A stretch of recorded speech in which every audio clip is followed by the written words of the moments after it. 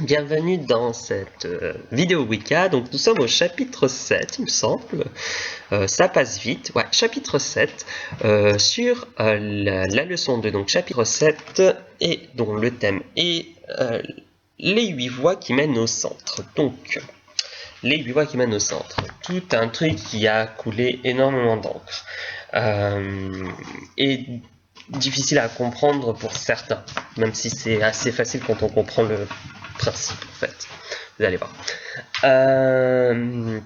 Il existe en fait dans la Wicca, on appelle 8 sentiers ou 8 chemins ou 8 voies dans laquelle les Wiccans peuvent produire ce qu'ils appellent du pouvoir. Donc on a vu dans la vidéo précédente que le pouvoir est l'énergie dégagée par le corps, et Garner disait une énergie qui est latente dans le corps. Donc c'est par ces voies, ces différentes techniques en fait, qu'on réussit à atteindre un état modifié de conscience qui nous permet de dégager cette énergie et de pouvoir faire en sorte que nos rites fonctionnent.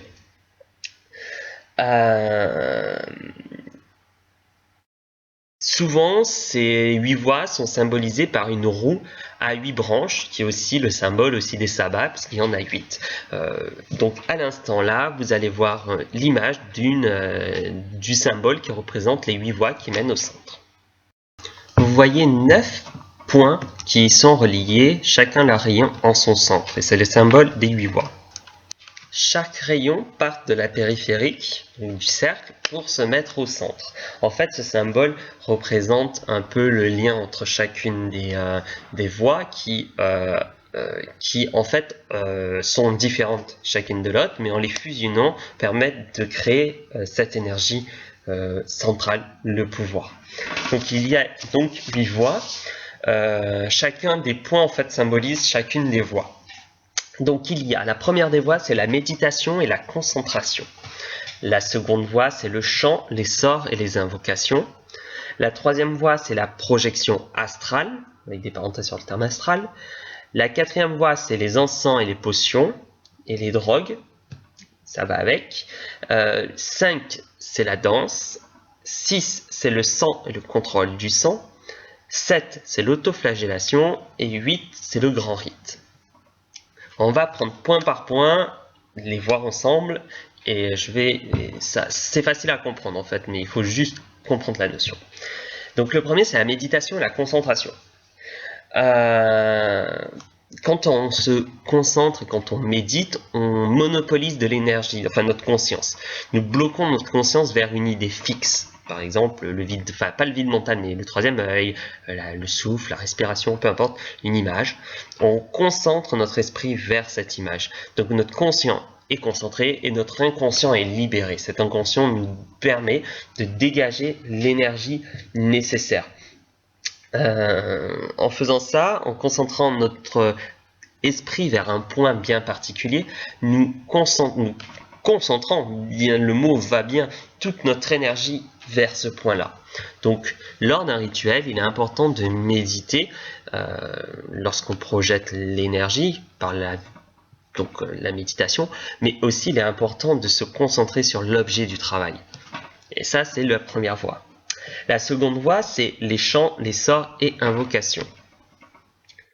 Le chant est très important dans la Wicca. C'est même, je pense, une des choses particulières face à cette tradition magique. Il y a énormément de chants dans la Wicca traditionnaliste. Des chants à apprendre par cœur ou pas. Des fois, c'est des formules qui sont rimées, qui ont dans un axe monocorde, en fait, au niveau tempo, mais qui apportent un état second nécessaire pour les sorts. Les sorts, donc les formules, les sorts prononcés, sont souvent rimés dans la version anglo-saxonne de la Wicca. La version française, c'est un peu compliqué de faire rimer les mêmes formules. Donc soit il y a une adaptation de la formulation avec des mots français et une rime française, soit il y a le vers libre que beaucoup de Wiccans utilisent même de nos jours. Même si c'est plus joli et une formule qui rime. Exemple, à partir de maintenant et 7 jours durant, que les langues se dénient à mes côtés, que le mensonge fait place à la vérité. C'est super joli que à partir de maintenant et pendant 7 jours, que les gens disent la vérité. c'est le même texte, la même explication, enfin la même formule, sauf que le fait de rimer est plus facile à apprendre et plus facile à la chanter aussi. À partir de maintenant, et ça dure durant. Enfin, vous voyez, c'est plus facile à sortir en rimant que quand ça rime pas. Donc c'est vraiment un choix, je pense, souvent personnel entre la rime ou pas. Donc, il est important de comprendre ça. Et aussi les invocations. Les invocations, on revient sur l'idée du mot. Le mot a du pouvoir. Celui-ci se concentre, celui-ci agit. Les formulations, les sorts, etc. sont répétitifs. C'est souvent des choses qui se répètent. Vous pouvez, dans Radio Arcadie, il y a souvent des musiques Wiccan traditionnalistes ou pas qui passent. Et vous voyez, ces chansons sont très très répétitives, sont jamais changeantes. C'est vraiment les mêmes formulations qui se répètent, comme la terre, l'air, le feu et l'eau, retourne, retourne, retourne, retourne. La terre, l'air, le feu et l'eau, retourne, retourne. Enfin, vous voyez, c'est vraiment quelque chose qui tout non-stop, non-stop, parce que cela nous met dans un état second. La répétition des mots en magie. Cet état d'inconscient modifié permet de nous libérer un petit peu et de accepter un peu plus les énergies environnantes. C'est important. Donc, on revient toujours à la même idée. Les chants, la répétition permet de bloquer, de fixer en fait tout simplement notre conscient, laissant libre notre inconscient. Et donc, notre inconscient, c'est celui avec qui la magie fonctionne énormément. Ça fait agir donc l'intuitif et le pouvoir qu'on a en nous. La troisième voie, c'est la projection astrale. Le terme est un peu plus complexe parce que par la projection astrale, il y a aussi la vision de soi hors du corps. Cet état modifié de conscience permet d'être à l'affût des entités, à l'affût des divinités que l'on invoque, et on les voit. Donc c'est quelque chose qui est assez particulier. Alors c'est une voie qui est, moi personnellement, je n'arrive pas à pratiquer, donc c'est hélas mon défaut, mais il y en a qui arrivent plus facilement. Et lors du rite, en fait, ils ont cette vision en fait des entités qui sont présents, sans être présents, ils les voient. Donc c'est un peu une forme de médiumnité aussi, c'est l'idée de projection astrale. Alors la quatrième voie, c'est la voie des encens et potions et drogues, sous-entendu. En fait, c'est en magie, il y a toujours de l'encens. L'encens nous permet déjà d'être dans un calme, un repos. Ça a été prouvé que l'oliban avait ces effets-là de calme et de repos. Mélangé avec d'autres herbes, certaines recettes particulières, certains mélanges plus ou moins secrets, ça nous met dans cet état second que l'on cherche en magie. État second qui permet de se sentir libéré et donc d'être beaucoup mieux dans nos rites et donc être dans un état vraiment idéal pour faire dégager du pouvoir.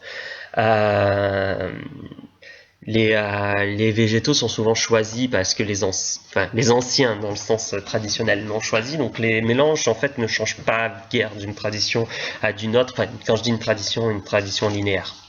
Donc c'est assez important de comprendre ça. Après c'est une question de mélange. C'est quand on est éclectique et qu'on n'a pas de coven ou autre, je vous conseille vraiment les livres de Cunningham, Scott Cunningham, Herbes et encens. Enfin, il y a un livre sur les herbes et les encens qui est excellent puisqu'il donne des recettes et il y a pas mal de recettes très intéressantes, très utiles.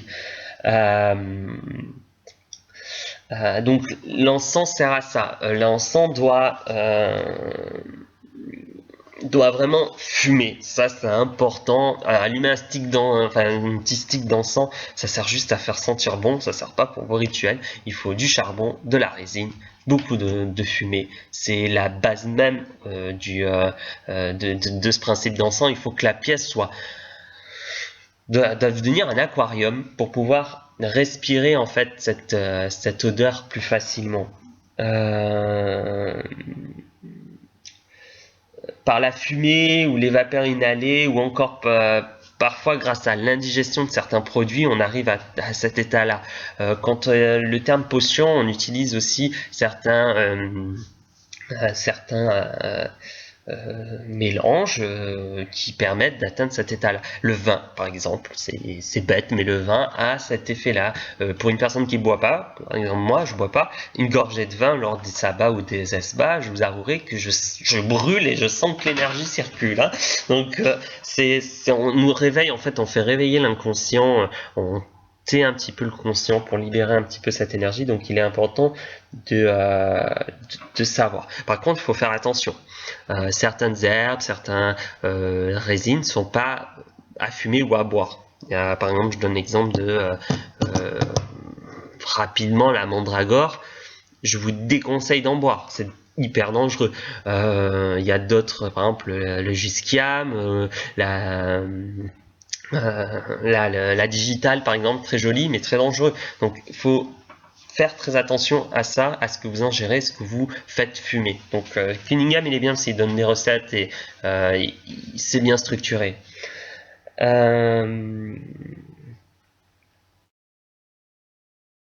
Les encens, les potions, les drogues, en finalité, on revient sur l'idée des drogues dans le sens étymologique du terme, hein, pas dans le sens actuel. Voilà, ça sert à rien. Enfin, au contraire, même je pense beaucoup de coven vous refusera si vous fumez un joint pendant une cérémonie. Non, c'est le mot drogue en fait, c'est un mot qui a été utilisé dans les années 40-50 pour dire les plantes à effet calmant.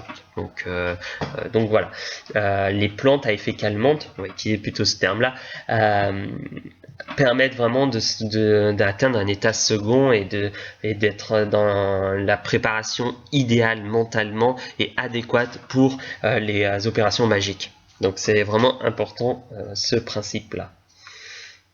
La cinquième voie, c'est la danse. Alors ça, c'est le truc. Moi, je ne sais pas danser, donc, mais c'est beaucoup utilisé dans les couvents traditionnalistes. Alors, il y a des danses compliquées. Après, il y a des danses très simples, des danses irlandaises qui reviennent de plus en plus dans beaucoup de coven francophones. Il y a tout simplement la ronde, hein, se donner les mains et courir, voilà, c'est la même chose, hein, c'est un peu dans la même idée. On se donne la main, on tourne avec des formules bien sûr.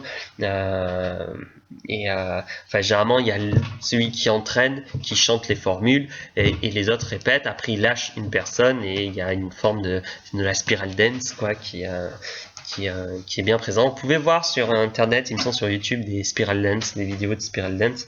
Ce qui est marrant, c'est que ce que j'ai remarqué, c'est qu'il y a certaines danses dans la tradition wiccan qui ressemblent énormément à des danses provençales, je sais plus si ça se dit comme ça, que j'ai dansé, que j'ai vu danser petit, puisque je suis originaire du sud de la France, et surtout une danse en fait qui est à la base dans le sud pour les moissons en fait, pour que les blés sautent haut et les femmes sautent très haut, et plus on saute haut et plus le blé monte plus haut. Et cette danse-là, je l'ai revue une fois dans un coven traditionnaliste et j'ai trouvé ça merveilleux, ça m'a fait penser à des super bons souvenirs. Donc souvent, référez-vous un peu aux danses traditionnelles de vos régions, parce que des fois ça ressort énormément et les danses en elles-mêmes, quand vous comprenez la danse, à quoi elle sert, vous apprenez facilement le pourquoi du comment et surtout vous apprenez des danses de sorcières, puisque ces danses-là, c'était des danses qui étaient dansées par des femmes qui connaissaient les secrets anciens. Et donc, par exemple, les femmes qui sautaient haut pour le blé, on retrouve la même idée en Écosse, il me semble, ou enfin en Grande-Bretagne, avec la femme chevauchant un balai dans les champs de blé pour essayer de plus haut elle monter et plus haut le blé poussera. ce qui a donné l'image de la sorcière sur son balai volant. Mais il y a vraiment des ressemblances, des trucs qui ressemblent, surtout dans les danses italiennes, traditionnelles italiennes, françaises, sud de la France. En Bretagne aussi, il y a certaines danses que j'avais vues qui me fait penser à beaucoup de danses week-end. Donc il faut vraiment vous tourner autour de ça. C'est assez bien. La danse permet en fait de transpirer, c'est bête hein, mais c'est de transpirer, de faire bouger le corps, que le conscient se concentre sur le mouvement du corps, qui se concentre sur les mouvements des pas de danse, hein, qui se concentre sur les gens autour de lui, qui se concentre sur pourquoi il fait ça, pour tel rituel, et la fatigue aussi. La fatigue permet de faire ressortir l'inconscient. Donc c'est vraiment pour cette raison, c'est excellent. Franchement, je vous conseille de tester, même si vous êtes seul, vous allumez à la fin souvent du rituel, pour dégager beaucoup d'énergie, vous tournez autour de votre hôtel en faisant quelques pas, et de plus en plus vite, de plus en plus vite, de plus en plus vite, et vous verrez que c'est excellent. Et la danse souvent commence doucement, comme les chants, tout doucement, et de plus en plus le tempo, voilà, c'est de plus en plus rapide. Je vous mettrai une musique à la fin pour vous montrer un chant traditionnaliste. Vous verrez que c'est doucement puis de plus en plus vite. Et dans le son, on entend, enfin, il date c'est un couvent gardénien qui avait enregistré ça avec Gérard Garner, il me semble, qui était dedans. Et on entend en fait même les pas de danse des gens. C'est assez rigolo. Donc souvent les danses peuvent être soit très complexes, soit très simples selon les cas. Alors, le 6e voie, c'est le sang et le contrôle du sang. Le sang, c'est la vie. Toutes les légendes, les contes, etc. parlent du sang comme étant le pouvoir de la vie. Les vampires se nourrissent de sang.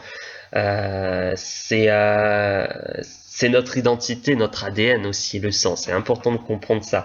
Et le sang est du pouvoir, si vous voulez, de l'énergie, du ki, du mana, du prana, du chi.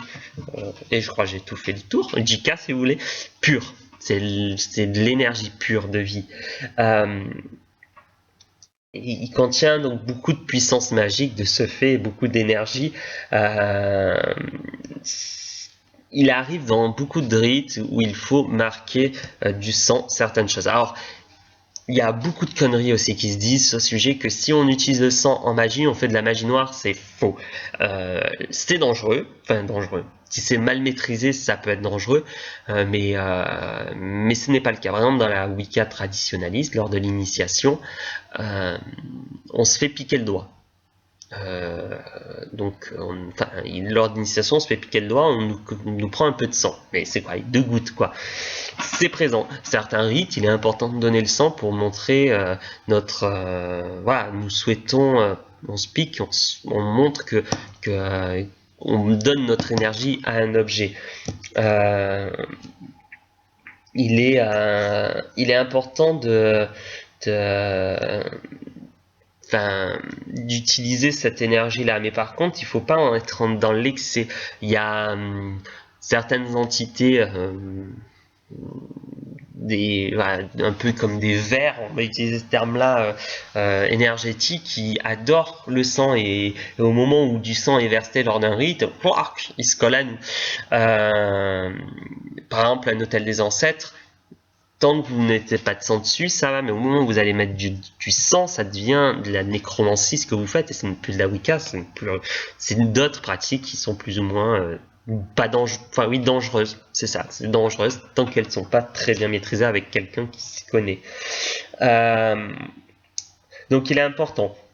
Il est important de marquer beaucoup d'objets avec notre sang, par exemple le livre des ombres,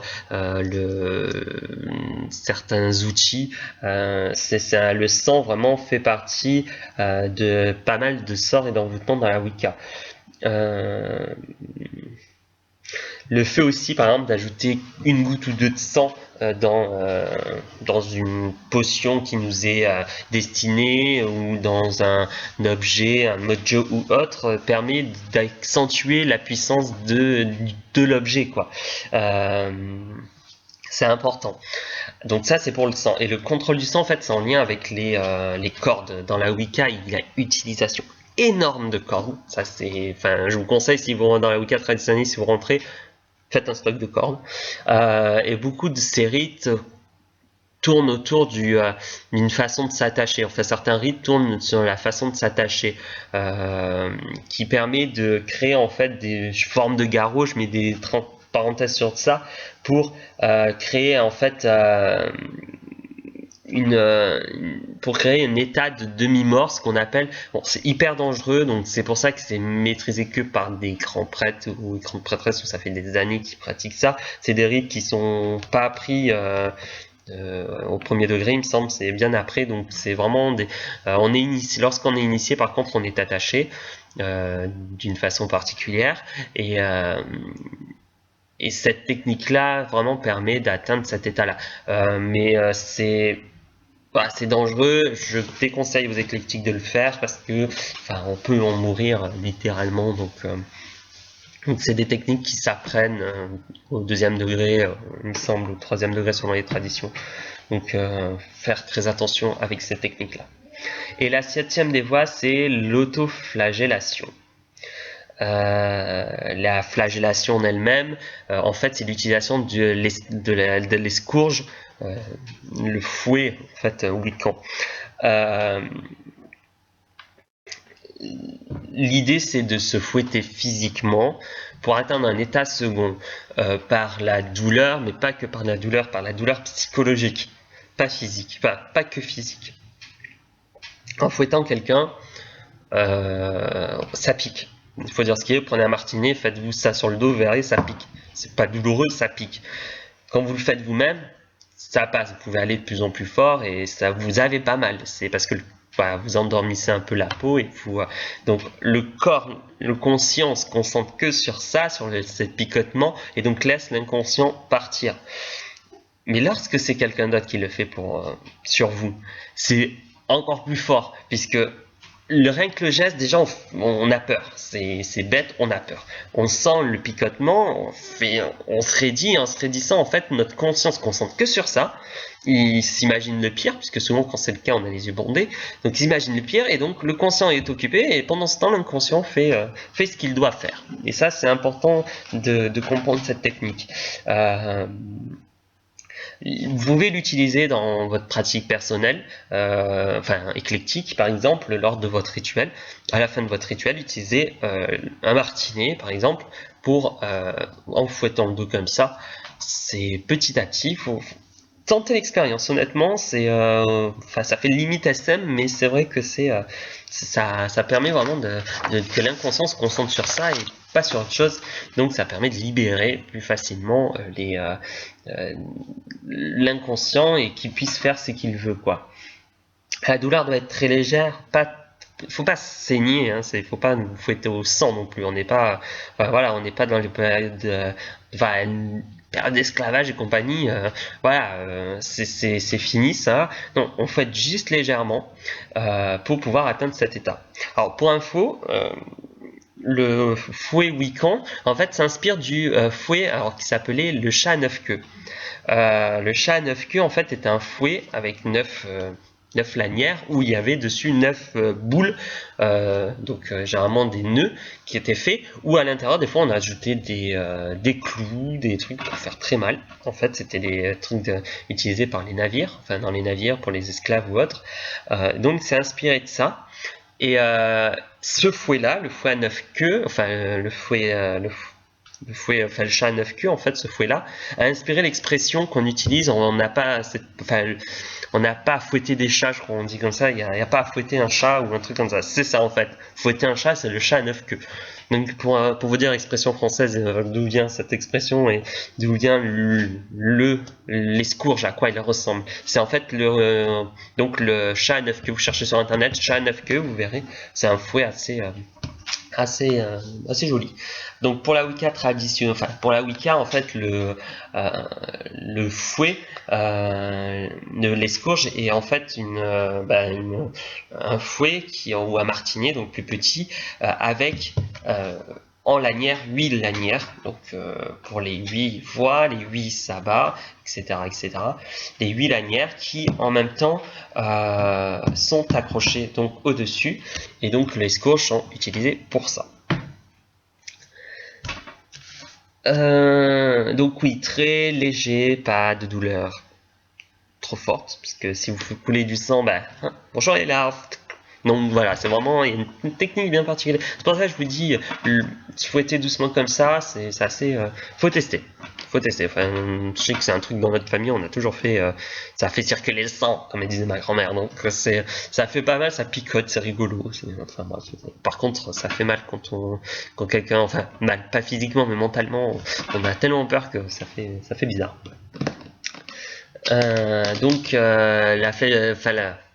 Le rythme doit être régulier, vous pouvez chanter en même temps, ça permet de faire travailler deux voix en même temps.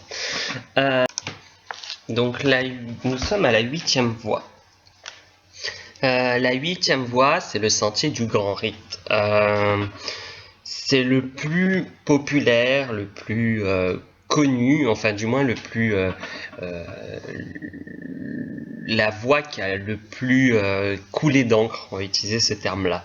C'est assez c'est assez tabou dans la Wicca, même éclectique. Je parle essentiellement éclectique, mais c'est assez tabou cette voie-là, et pourtant c'est une voie des plus intéressantes et des plus fortes énergétiquement parlant. C'est aussi celle qui a la plus mauvaise presse, la plus mauvaise réputation qui puisse exister. Il y a eu tellement à une période d'abus qu'elle est devenue quelque chose que disons que les éclectiques ont peur des abus. C'est le truc qui traumatise tout le monde quand on parle de grands rites et de flagellation, ou du sang, c'est la peur qui règle essentiellement ceux qui ne connaissent pas. Le grand rite en fait est en réalité un acte symbolique ou réel, sexuel, qui unit en fait la déesse et le dieu. Dans cette complémentarité, la déesse étant la grande prêtresse et le dieu le grand prêtre. C'est un acte qui permet d'unir deux énergies en une, et donc d'utiliser cette énergie pour le rite. C'est une forme c'est de la magie sexuelle, comme on dit. C'est assez présent. Alors, il y a deux formes particulières, le symbolique et le réel. Le symbolique, est beaucoup plus long, parce que tout est dans le symbolisme, dans l'acte, comment dirons-nous, le mimétisme de l'acte sexuel, et les respirations qui vont avec. Il y a tout un travail à faire. Donc, c'est la plus utilisée. En fait, c'est l'homme et la femme dans la tradition wiccan gardénienne, traditionnelle classique, ou deux hommes ou deux femmes selon certaines d'autres traditions, utilisent des objets symbolisant en fait les deux sexes à proprement parler. Donc souvent c'est le calice et la tamée, mais ça peut être d'autres objets symboliques. Et en utilisant ces symboles-là, les deux s'unissent physiquement, dans le symbole, s'unissent énergétiquement. C'est vraiment l'union du genre masculin et féminin, physique, donc là un homme et une femme, ou énergétique ou spirituel, donc là quand c'est deux hommes et deux femmes. C'est la forme la plus publique, entre parenthèses, la plus visible qui est utilisée, puisqu'on est de plus en plus en couple, on va dire dans une structure monogame, donc c'est pas quelque chose qui est accepté de s'envoyer en l'air avec n'importe qui. C'est notre société moderne qui le veut. À l'époque c'était un peu plus regardant, c'était différent, mais à notre époque c'est comme ça. Donc de ce fait le rite a dû s'adapter au monde moderne, donc à ce symbolisme là très présent. Donc le rite, grand rite symbolique est énormément utilisé de nos jours par les Wiccans traditionalistes. et même les Wiccans plus ou moins fans, comment dire, friendly, on va utiliser ce terme-là, traditionnaliste. C'est donc une forme très... Alors les rites changent d'une tradition à une autre, le symbole en fait change d'une tradition à une autre, mais elle est présente dans 90% des traditions. Or, certaines traditions où tout symbole sexuel a été enlevé, donc la 8e voie a été sciée pour des raisons personnelles des personnes qui ont créé cette tradition. La seconde forme, en fait, c'est une forme dite réelle. En fait, c'est de la magie sexuelle brute. L'homme et la femme, ou les deux hommes ou les deux femmes, s'unissent physiquement. Donc s'envoyant en l'air, littéralement. Mais généralement, ce rite est fait pas en public. C'est un rite qui est fait entre eux, entre le grand prêtre et la grande prêtresse, ou bien quand un coven pratique différemment, comme certains, enfin je connais un coven par exemple en Californie qui pratique comme ça, où c'est l'acte est fait physiquement, visuellement par tout le monde, quoi. Dans certaines traditions, il n'y a que les 3e degrés qui peuvent rester, dans d'autres, ça dépend, vraiment ça dépend des traditions, mais en somme, ce rite-là, c'est l'union lors d'un rituel particulier, plus court que le précédent, où l'homme et la femme, les deux hommes ou les deux femmes s'unissent réellement, sexuellement, physiquement, pour dégager cette énergie-là.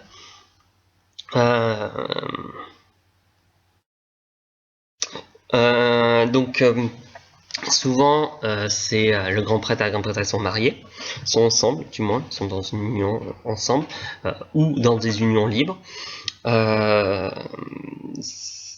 C'est vraiment une implication pas obligatoire, heureusement, parce qu'il y a le rite symbolique qui va là, mais qui est présent. C'est pour ça aussi, je pense que beaucoup de personnes qui ne connaissent pas la Wicca traditionnaliste pensent directement fouet, envoyer, voilà, c'est des gros pervers sexuels, il y a un fouet, s'envoyer en l'air, etc., sans comprendre la dynamique énergétique derrière ça. C'est important de comprendre cette idée-là. Donc la 8e voie, c'est vraiment la voie de la sexualité, de la magie sexuelle, puisque c'est une des formes de magie les plus fortes, les plus puissantes. Il y a pas mal de traditions qui tournent essentiellement autour de celle-là, sorcière ou wiccan, qui apportent cette énergie. C'est une dose d'énergie assez forte, donc c'est assez intéressant d'étudier ça. Dans beaucoup de traditions, c'est une des pratiques qui sont étudiées plus à partir du 2e degré. C'est pas quelque chose qui est appris au 1er degré, quoi, parce que il faut tenir, énergétiquement parlant, il faut tenir, donc c'est assez complexe, c'est assez subtil. Même la forme, je parle de la forme réelle, mais la forme surtout symbolique, elle est encore plus complexe, donc de ce fait, voilà, ça dépend des traditions et de comment celle-ci est travaillée par qui. Donc voilà. Donc ces 8 voies que nous avons vues là sont les 8 façons de produire du pouvoir. C'est important de les connaître et de ne pas se tromper. Surtout de ne pas se tromper. Garner disait à ce sujet qu'idéalement il faudrait 3 des 8 voies pour pouvoir réaliser un rite correctement et dégager correctement des bonnes énergies, de l'énergie puissante pour le rite. Donc il me semble qu'il avait dit 3. Alors j'ai un trou de mémoire là-dessus, mais je vous confirmerai ça beaucoup plus tard, puisque dans le chapitre où on va étudier la magie en profondeur, là je vais en parler plus précisément. Mais les 8 voies, ouais, c'est vraiment quelque chose qu'il faut connaître, parce que c'est grâce à eux que l'on réalise un sort puissant. On le fait sans s'en rendre compte. Un rite classique, on ouvre le cercle, on médite un petit peu, bam, première voix, on chante, on utilise des formulations, des invocations, bim, 2 voix. En plus, on fait fumer de l'encens, on allume des bougies, ça fait 3 voix, déjà vous avez 3 voix qui sont présentes dans votre rite. Voilà, etc., etc. Bon, le meilleur des rites les plus puissants, c'est quand les 8 voix sont présents. Souvent, c'est lors d'une initiation. Enfin, ça dépend des traditions. Il y a des fois dans l'initiation, il y a les 8 voix qui sont présentes. C'est assez fort énergétiquement parlant. Ou pas. Mais sinon, ouais, non, c'est ça. C'est les 8 voix donc, sont importants à étudier, importants à apprendre. Parce que c'est grâce à elles que vous pouvez aussi identifier un rituel qui fonctionne ou pas.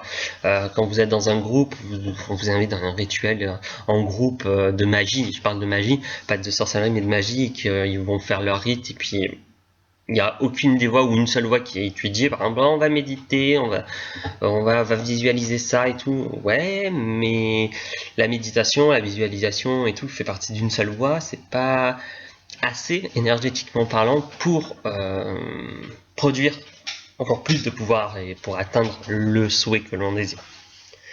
Donc voilà.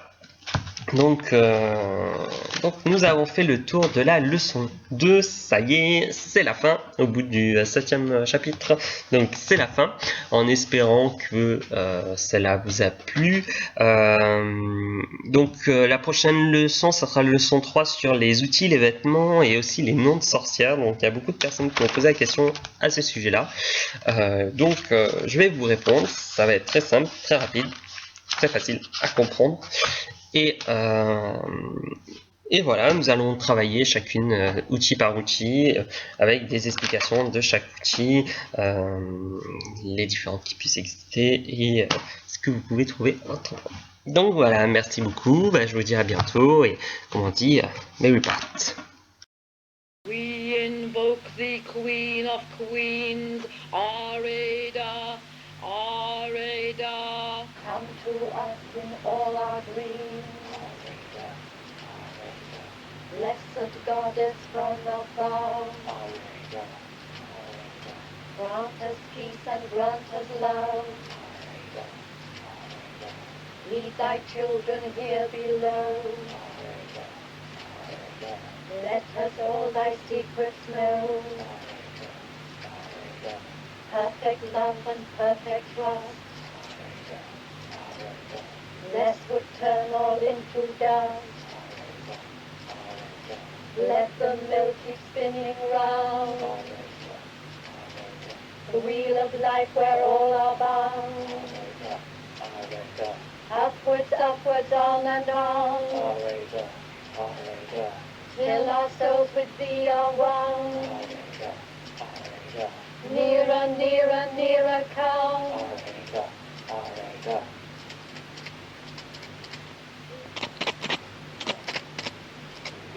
Big Queen of Queens, Areda, Areda, come to us in all our dreams. Areda, Areda, Blessed Goddess from above, Areda, Areda, grant us peace and grant us love. Areda, Areda, Keep thy children here below.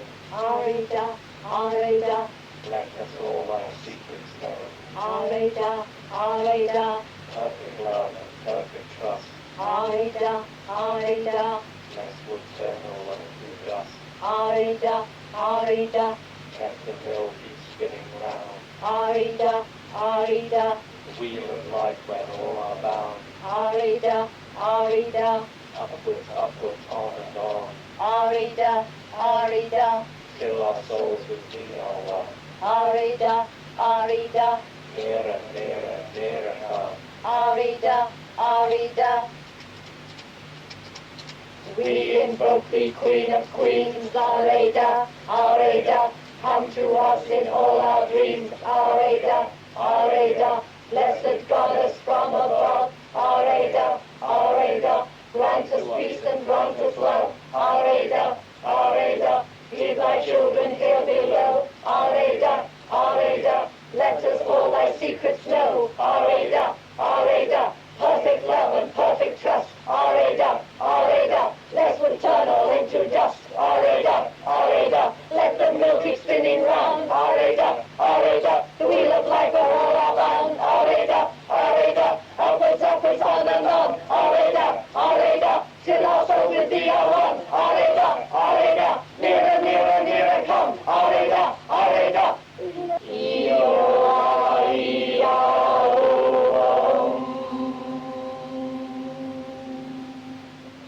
He